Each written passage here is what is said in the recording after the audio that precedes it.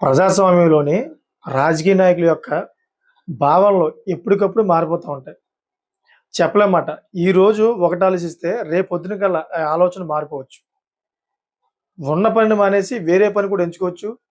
ఉన్న నాయకుడిని వద్దనుకొని వేరే నాయకుడి వెనక్కి కూడా వెళ్ళిపోవచ్చు. ప్రజాస్వామ్యంలోని రాజకీయ వ్యవస్థ ఆ విధంగా ఉంటదన్నమాట.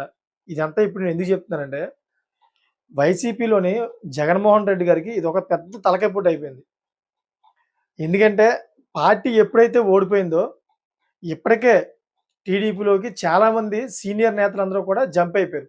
వాళ్ళంతా కూడా వైసీపీలో ఉన్నప్పుడు పెద్ద పెద్ద పదవులు అనుభవించారు. మంత్రులు గట్టా అన్నీ చేశారు. టాప్ మోస్ట్‌లో ఉన్న టికెట్లన్నీ కూడా టీడీపీలోకి జంప్ అయిపోయినాయి. ఇప్పుడు ఎవరైతే ఉన్నారో మిగిలి వాళ్ళ మీదైతే జగన్మోహన్ రెడ్డి గారు నమ్మకం పెట్టుకున్నారు. ఆ నియోజకవర్గంలోని వాళ్ళ వల్ల ప్రయోజనం పొందుతుంది. వచ్చే 2029లోనే గెలవచ్చు అని చెప్పే ఊహాగానాలు అయితే జగన్మోహన్ రెడ్డి గారు ఉన్నారు. కానీ ఇప్పుడు కూడా కొంతమంది స్టెప్ ఎటువైపు ఎయ్యాలన్నట్లుగా ఆలోచనలు ఉన్నట్లుగా తెలుస్తుంది. మరి ఆ వ్యక్తి ఎవరనేది ఇప్పుడు చూస్తే శ్రీకాకుళం జిల్లాలో తమ్మినేని శ్రీనివాస్.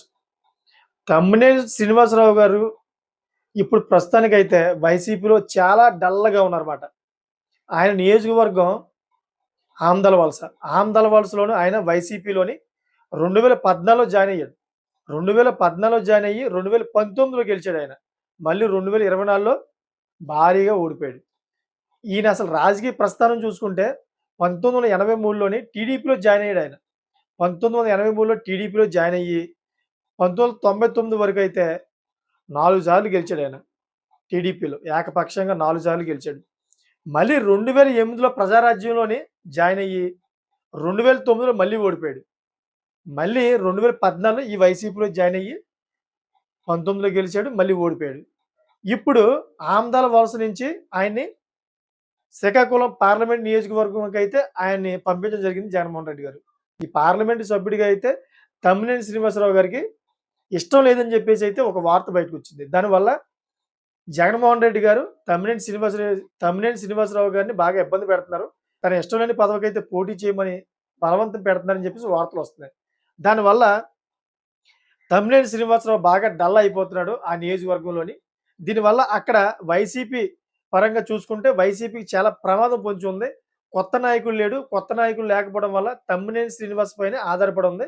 ఆయన చూసుకుంటేనేమో ఎటువంటి సభ పెడతలేదు. ఎటువంటి మీటింగ్‌లకి అటెండ్ అవ్వట్లేదు. మీడియా ముందుకు రావట్లేదు. అసలు వైసీపీకి సంబంధించింది ఏది కూడా చెప్పట్లేదు. టీడీపీ మీద విమర్శలు చేయట్లేదు. యాక్టివ్‌గా లేడని చెప్పి ఒక వార్త అయితే చక్కర్లు కొడుతుంది. దీనివల్ల అయితే జగన్మోహన్ రెడ్డి గారు చాలా పునరాలోచనలోకి వెళ్ళిపోయినట్టుగా తెలుస్తుంది. ఎందుకంటే ఒక రాజకీయ నాయకుడు తన నియోజకవర్గ పరిధిలోని యాక్టివ్‌గా లేకపోతే ప్రత్యర్థి ఎప్పుడు కూడా యాక్టివ్‌గా ఉన్నప్పుడు ప్రత్యర్థి వైపు అయితే మొత్తం ఓటర్లందరూ కూడా అటువైపు మొగ్గుతారన్నమాట. ఈ విధంగా తమ్మినేని శ్రీనివాసరావు మైండ్‌లోని నేను ఫస్ట్ చెప్పినట్టు ఈ ప్రజాస్వామ్యంలో రాజకీయ నాయకుల మైండ్ ఎలా ఉంటది? ఎప్పుడు ఎలా మారిపోతారన్నట్టుగా ఇప్పుడు ఒక వార్త అయితే చక్కర్లు కొడుతుంది ఏంటంటే తమ్మినేని శ్రీనివాసరావు గారు ఆయన పార్టీ మారే అవకాశం ఉంది. ఎందుకంటే ఫస్ట్‌లో టీడీపీలోనే 4 సార్లు గెలిచిన ఆయన మళ్ళీ టీడీపీలోకి వెళ్ళిపోయే అవకాశం ఉంది. అందుకే మౌనం పాటిస్తున్నాడు. ఈ మౌనంలో చాలా పెద్ద అర్థం ఉందని చెప్పి కొన్ని వార్తలైతే బయటకొస్తున్నాయి. మరి జగన్మోహన్ రెడ్డి గారు దీన్ని తొందరలోనే మరి తేలిస్తే మరి బాగుంటుంది. తొందరలోనే మరి రాబోయే రోజుల్లో ఏం తేలుస్తారో చూడాలి మరి. Thank for watching friends.